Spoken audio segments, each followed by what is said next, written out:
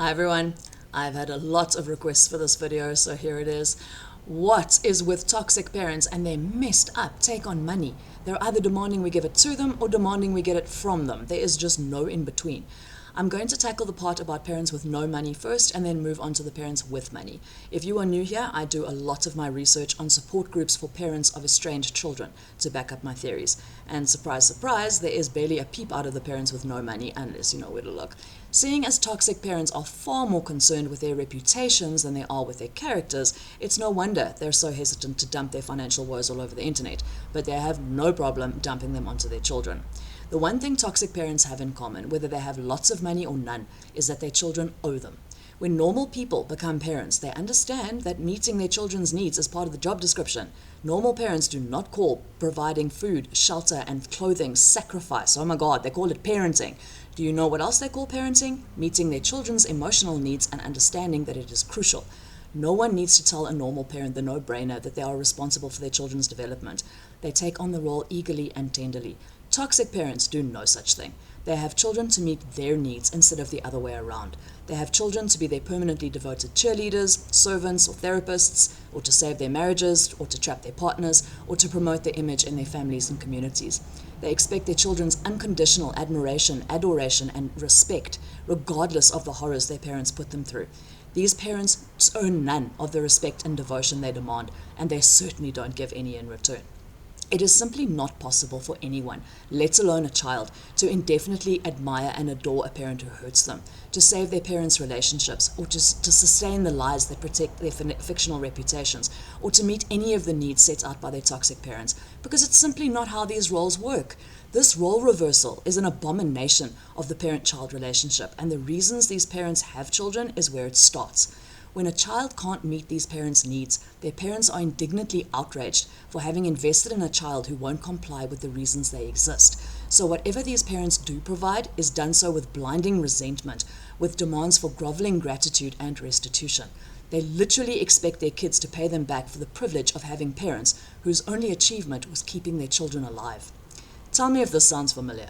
I gave you a roof over your head, food in your belly, and clothes on your back, and this is how you repay me.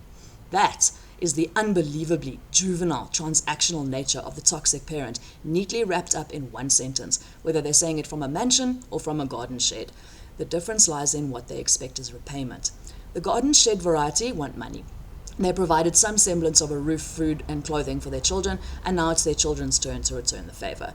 These parents have made terrible financial decisions their whole lives and keep making terrible decisions, only this time it's with their children's money instead of their own. It doesn't matter what their children's financial obligations are, whether they have their own families to raise, bills to pay, and a host of their own financial worries to keep up with. These parents don't give a shit. Their children's financial obligations should start and end with their parents. What their parents want, these children better hand over, and whether they borrow it, earn it, steal it, they really don't care. These parents can financially cripple their children and keep demanding more. Sometimes the demand for more and more money isn't even for necessities. Some toxic parents will demand money for their alcohol or drug addictions. Some will gamble it away. Some will give it to their latest boyfriend or girlfriend or to their children's down and out siblings. And they all expect their children to keep it coming and to see it as an opportunity to express their gratitude. Unfortunately, their children fall for it. Most children are only too glad to help a parent out in any way they can. And the last thing they want to do is to see as a parent starving or destitute. And their parents are banking on it. Out come the tears and the sob stories and the tales of sacrifice, and their children forget all about the fact that their parents got this far without their children's money and can and will manage without it. Unfortunately, I don't have any quotes for you from these parents, but I have plenty from the parents who do have money. Here's one that illustrates things nicely. Brace yourselves. My dear estranged son, you want something to complain about. You don't like how I tried my best to be a good mom. Well, then I have an invoice for you. I could have been a couch potato, but instead I hauled your ass and your rowdy teammates to all the baseball games you enjoyed playing so much. By the way, you owe me $5,000 for gasoline and $1,000 for all the snacks I bought. I could have married that millionaire lottery winner, you know the one I'm talking about, the beer-guzzling, lazy bum who always spewed obscenities at you. He could have been your stepdaddy, but instead I kicked him out and worked to keep food on the table, clothes in your closet, and a car for your 17th birthday. You owe me $18,000 for the car and $7,000 for the insurance. By the way, I am still tallying up what you owe me for all the money I gave up when I didn't marry the stepdad from the bowels of the Walking Dead. Let's not forget about the time you fell off your bike and your knees bled all over my new carpet, and me cooking all your homemade dinners. By the way, you owe me $3,000 for the carpet and $86,000 for all the groceries, and now you want to estrange me because I effed you up.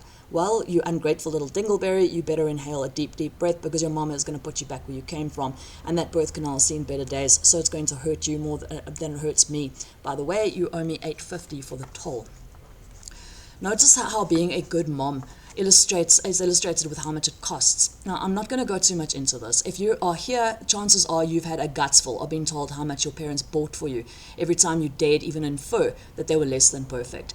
It is ridiculous in its sheer irrelevance to hang price tags on stuff to deflect accountability for abuse. It doesn't matter how many outfits you had or how much your sports equipment costs. None of it cancels out abuse, and it certainly doesn't act as a barter system where for every item a parent buys, they get to hurt a child.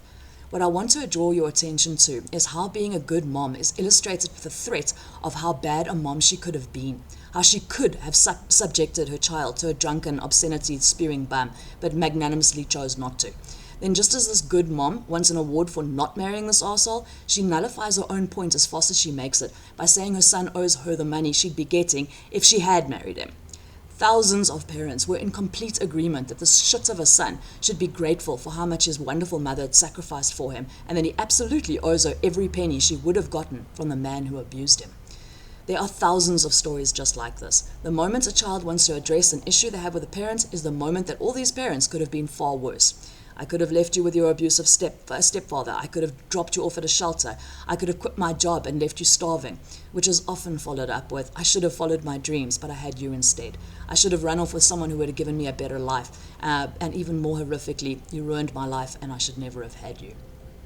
All going on and on about providing a roof, food, and clothing really means is that these parents have set the parenting bar at death, and anything over and above that is good parenting. But it also serves as a constant threat of what could have been taken away. This constant reminder that their children didn't die of starvation, exposure, or at the hands of their parents' partners goes a very long way in convincing their children that they should be handing over whatever their parents want, along with their undying appreciation, and that anything less is basically treason. They forget all about the fact that food, shelter, and clothing is the absolute bare minimum of the responsibilities people take on when they become parents, not to mention that it's the law, and that parents who don't provide these basic human necessities can expect to have their children taken away from them, not their undying gratitude. Let's have some more quotes. We don't have to earn respect because we did everything from pregnancy on. They must earn our respect just by acknowledging our high position as their mother. I am tired of hearing it was our job. These adult children are not grateful for the food, shelter, clothes, or really anything that was provided for them. My daughter acts very immature. When telling her that what I did and how I sacrificed for her, she also answered saying it was my job. I am sick of it. My point exactly. We don't have to earn our ungrateful children's respect when bringing them into this world and keeping them alive until adulthood. You can't have a martyr story without a victim, and predictably that's exactly what happens next. These parents are obsessed with remaining blameless, and the best way to do that is to pin the blame on something else. Here we go.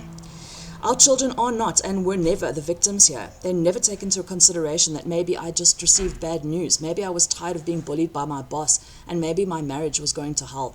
Yes, I have no sympathy for these kids. I was dealing with my husband's cheating ass and a job that I hated. They refused to have empathy for us, especially us mothers. I worked full-time but was still expected to put their needs first no matter what. No one can live up to that ridiculously high superhuman standard. My ex never paid for a damn thing. His new wife gets to live in luxury while I get nothing. These kids just like to kick us when they're down. And hear this one. I had my mother and all her shit to deal with, but my kids don't care about how much it cost and the hell she put me through. All this blame shifting is damn effective because it shifts the focus from these parents' appalling behavior to their appalling circumstances. They were going through a divorce, they worked jobs they hated, they were sad or poor or lonely. You name one transgression and they'll raise you 5 excuses, each one more irrelevant than the last. The abuse and neglect of their children is dismissed and then replaced entirely with their parents' terrible circumstances. And hey presto, they're off the hook and their children are the shits for being unsympathetic. Outcome more tears, dramatics, and histrionics until everyone is thoroughly convinced that the party they should feel sorry for is the parent. Suddenly, this poor parent did their best under terrible circumstances, and to add insult to injury, the child should be grateful for that. Besides the fact that a lot of these parents' problems are fictitious and self-inflicted, it doesn't matter. Even if the circumstances were truly awful, it is the job of the parent to get themselves and their children through them and out the other side as healthily as possible. Normal parents do not involve their children in their problems. In fact, most try to shield them from them entirely because they understand that their marital, sexual, or financial problems are out of a child's control.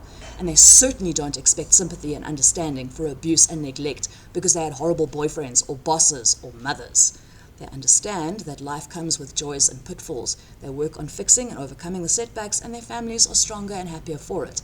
Only toxic parents revoltingly expect their children to prioritize their parents' feelings while dismissing their own. Normal parents never expect children to excuse abuse under any circumstance. This itemized bull fantasy is a shared one throughout these groups. You really need no further proof of just how conditional and transactional these parents are after you've seen how they keep a running tally of everything from formula to school fees. Just like the mom who wants to be reimbursed for her gas, her food, and the blood on her carpet, all these parents are proving is that what should have been a normal, happy memory, like taking a son and his team to their baseball games, is just something else their parents owe them for, and the blinding resentment with which it was provided. Here we go. I want to send them a bill for laundry services, food, diapers, daycare, and car service fees. What the hell is wrong with these kids today? I'd love to send her an itemized bill, not just for food and insurance, for all the birthday and Christmas presents and everything else I spend on brats who give me nothing I want in return. How about charging them for gestational costs? Never mind the clothes, shoes, school supplies, and gas money we spend for nothing. Don't forget the rent on being at your home. And when he gets upset, just say, "Too bad I didn't buy condoms. Life would have been so much better." I mentioned earlier that the big difference between parents who have money and those who don't is the way in which they expect to be repaid. This is where financial abuse gets messy. It's relatively simple to see the issues with a parent who demands money from a child who can't keep up, because the consequences are pretty black and white. Bills can't be paid, their own children go without, and far too often these children are drowning in debt. But what about the parents who like to pay for things? The other side of this abusive coin is very murky because it is shrouded in insidiousness. I'm talking about the parents who insist on paying for things their children may not be able to afford, or have not financially prioritized just yet, or simply don't want or need. These parents spring for holidays and parties, luxuries, and if they are grandchildren, pretty outfits and piano lessons. On the surface, their generosity looks lovely, but in reality, it's just another weapon, and the reason it's so effective is plausible deniability. Call out a parent for spending too much, and all they have to do is clutch at their pearls and say they were only trying to help. Children who have been controlled by money their whole lives do eventually figure that out, but the moment they ask their parents to pump the brakes on the spending is the moment their parents get to wail or rage about how ungrateful they are. This is why this kind of abuse is so rarely talked about, because what kind of monster complains about a parent spoiling them or their grandchildren? No one else sees that this is not about luxuries and holidays. It's about the consequences of having massive strings attached to every cent spent. Every cent buys the toxic parents another opportunity to control, knowing damn well that if their parents decline their offers, their children, or have any reaction other than gratitude, they get to play the hurt and unappreciated heroes, and their children are stuck looking like brats, just the way their parents like it. How far each cent stretches is mind-blowing. Mom sprung for a few groceries? Well, she just bought the rights to arrive on your doorstep anytime she wants to criticize how you're using them. Paid for your child's school jersey? Now she has complete decision power over your child's education. Dad bought you a toolkit? Now he has every right to dictate when and how things should be fixed and how incompetent you are doing it. And don't even think about declining to take mom shopping in the middle of a workday after everything she has bought, done for you. Decline anything and there's hell to pay. Tears to full-blown rages condition these children to believe that it's far easier just to accept the gifts and invitations than to have all-out war over something as silly as a few clothes or a Sunday lunch. Add that the last thing a child of a toxic parent wants is to be the cause of any anger, disappointment, or hurt, and you have a bulletproof method of guilting and coercing an entire family into doing whatever the toxic parents want whenever they want it. The gifts and favors are not just used to get what the toxic parents want whenever they want it. They are also sometimes used to create the impression that without the parents' help, their children would be, for lack of a better word, screwed. If they drop off a few groceries, they will whisper to everyone who will listen that if they didn't, their children wouldn't be able to feed their families properly. If they buy a few toiletries for the grandchildren, it will be because their kids are too poor or ignorant to know what their grandchildren need. If they pay for a holiday, it's because they are too lazy and broke to pay for one themselves. The money just doesn't pay for the rights to use and abuse the children at will. It also pays for the rights to ruin their children's financial reputations, so that their parents get to play the hero, running to the rescue to save their children from terrible fates that didn't even exist until their parents put them there. All that is necessary to get away with it is to ruefully claim that if they didn't provide these things, their children and poor grandchildren would be hungry, dirty, miserable, and too ashamed to admit it. The money doesn't just come with strings. It can also include oh so helpful messages. Mothers buying their daughters clothing that is 2 sizes too big is a common example. They both know what the mother is implying, but if the daughter dares mention it, she is hurtful and unappreciative of her poor mother's kindness. Children who are made to watch their parents shower their siblings or their sons and daughters-in-law with gifts while they get nothing get the message that they are replaceable loud and clear, but they risk being called jealous or petty if they say anything about it.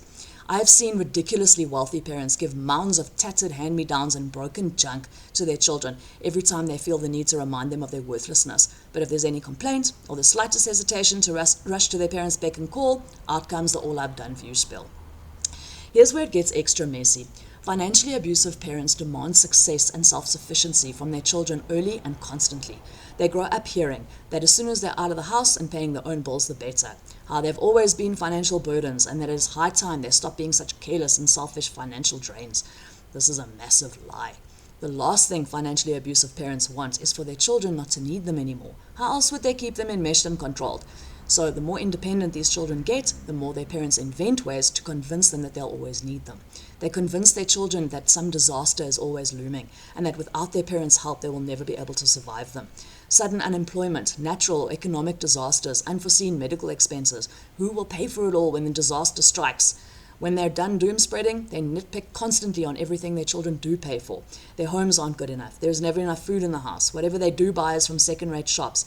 Their grandchildren never have enough clothes or toys or tech or activities or parties lavish enough to keep up with their friends.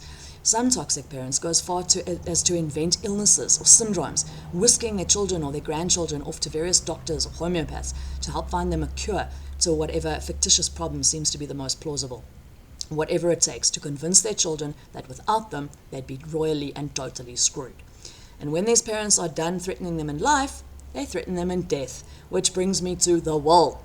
Before I go on, I would just like to make it abundantly clear that I have yet to meet one child of financially abusive parents who would take a penny of their money. Money has been dangled over their heads their entire lives, and by the time no contact is on the horizon, these children would rather be anywhere than under the thumb of the very thing that was used to hurt them for so long. When these children refuse to be controlled, their parents do what they always do. They wreak their revenge. The problem is, you can't exact revenge on anyone by taking away something they don't want. So first, they have to convince themselves that these children are dirty liars who really do want their parents' money. Then they wreak their revenge. Here we go. Oh, they care. They're just liars. Inheritance motivates these ungrateful children. Taking back control is vital. They have to feel the loss. Kids really look forward to their inheritance. Finally, and probably for the first time, they will have consequence for their rotten behavior. They think they'll be laughing all the way to the bank. There will be no laughing after I die. There will be, oh my gosh, I really did fuck up. They literally have the audacity to think they can estrange us for years and then get whatever's ours. Luckily, we can put our 2 cents in before we leave this planet. I have disinherited 3 of my children and I feel great. They kicked dirt in my face for the last time. Good for you. I wish I had something to leave so I can cut mine. Mine felt entitled to my care and shelter up until estranging at 18. Expecting inheritance would echo this one-way street of rights. No love equals no money. Simple. This is sweet poetic justice. Some lawyer up and get really technical. You need to leave a token amount so that they can't fight it. My lawyer suggested leaving $1, so if they contested in court, the judge can't say we just forgot to add them. Yes, remember to leave them something. 0 isn't safe. But if you leave them $1, that makes the courts know you left them exactly what they are worth to you. My will states that if anyone fights it, they will get nothing. Mine says they'll get nothing if they're not speaking to me at the time that I pass. If at the time of my death, the children who have attempted reconciliation as evidenced by written communication would be entitled to their bequests. I can't quite decide whether this next set of quotes is one of the pettiest things I've ever heard or just the most pathetic. These parents live like paupers. sometimes for years, just so that when they die, their kids will find out how much money they missed out on. Trust me, they will care when they find out how much money I have. They think I'm poor because I've led them to believe that for over the last 10 years. I'm not poor, but they don't know my net worth. I've been tight and tight-lipped for a reason. Ha ha lol. They think I have nothing because I live with nothing. They're in for a nasty shock that they will regret. These next set of parents don't just stop at one generation. They want to involve the next one as well. My money is skipping them and going to the grandchildren who will get it when they are 50 years old. The reason I chose 50 is because either the parents would have croaked by then or the grandchildren going to be old enough and smart enough not to share that money. Yes, my grandchildren don't get a penny until age 50. By that age, they won't be sharing. In case you were wondering how much money we're talking about here, you may be in for a bit of a surprise. You would think that these parents were leaving millions the way that they go on and on about their wills and estates. But if you follow the threads, more often than not, it really isn't very much. Sometimes it's nothing at all. As usual, once the revenge rage blows out, it doesn't take much to coax the martyrdom back out again, which is where many of them inadvertently admit to having nothing to leave. This parent's plans to disinherit her daughter went on for pages, but the moment another member asked her if she was going to leave anything to her grandchildren, she had this to say. No, I barely know my grandchildren. I know I could get grandparents' rights implemented, but I don't have the money to fight it. Which cues all the martyrdom. I know what you mean. I live on a small pension and I don't know what I'm going to do when it runs out. Yes, my pension is never enough to get by on these days. My husband and I are just able to pay the bills for now, but I do worry for when the money dries up, because it will. Clearly, the amount of money doesn't matter in the slightest. It's this fantasy of taking it away. The inheritance is the last link to the control they crave, and fantasizing about their children's horror and regret is just enough to satisfy it. What did strike me as odd, though, is that very, very few of these parents actually inform their children that they've been disinherited. You would think that twisting the knife one more time by telling their horrible kids that they've been disowned would be too much to resist. What makes me wonder if this is the fantasy is this reason. These parents find such happiness dreaming about the misery they will cause after their deaths, so perhaps they're preventing anything from spoiling it before it happens.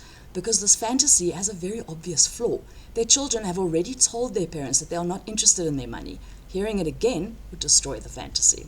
Or maybe they're just next level petty. I don't know. What do you think? Anyway, parents who resort to being bookkeepers instead of parents do so because the one thing money can always do, whether it's lots of it or none, is that it can be measured. You can't put a price tag on love and care, but you can put one on food and rent. And since toxic parents don't provide love and care, they can't use it to measure their parental success, so they do it with cash. And it's no wonder they get this apoplectic when their children tell them it was their job to provide. Money proved that they were good parents, so when their children tell them it wasn't money that mattered, what they're really doing, whether they know it or not, is taking away their parents' only shot at proving that they weren't. Right, if these videos are clearing a few things up for you, I've written a course that will clear up a few more. Give it a try. I'll even help you through it. The details are in the description. See you soon.